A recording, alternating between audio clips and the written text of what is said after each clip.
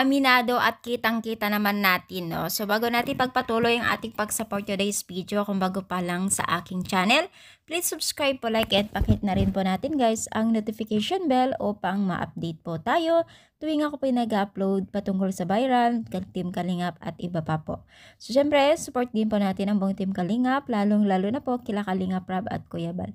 So, alam nyo ba guys, no, na talagang nakakatawa din yung mga pangyayari, no, na kahit minsan ay may hindi pagkakaintindihan, ay talagang nananaig pa rin po ang kasiyahan at syempre, bawat peace of mind, no. So, itong si Erica ay nakikita natin at aminado naman talaga na syempre as nakikita natin sa mga larawan at talagang sobrang saya niya ngayon na nagiging privacy. So, sobrang marami din pong natutuwa sa kanya para sa kanya na at syempre hindi rin talaga maiwasan ang mga ilan na netizens nagsabi na hindi maganda sa kanya, no?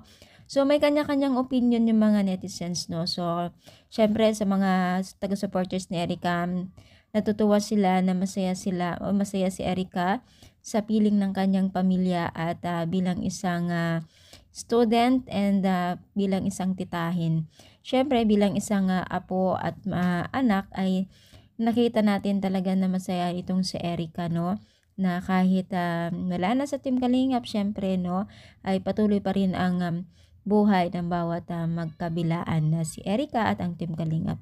Syempre, sabi nga ni Kalingap Rab ay masaya siya kung ano ang takbo ng buhay ngayon ni Erica at syempre sila po ay okay naman, no? At sinabi naman ni Kalingap Rab na wala namang problema sa pag-alis ni Erica.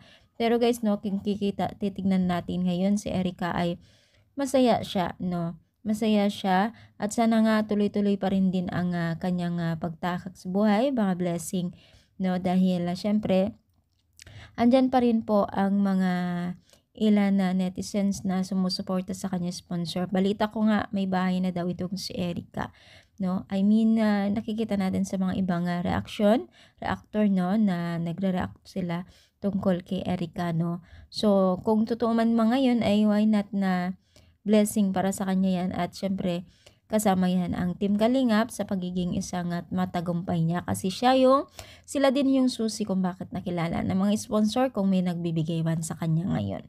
So, ano yung masasabi dito sa ating pag-support today's video? Comment down, palike po ang ating video at na huwag tayo magsawang sumuporta sa Team Kalingap. Thank you so much for always supporting channel. Thank you and God bless.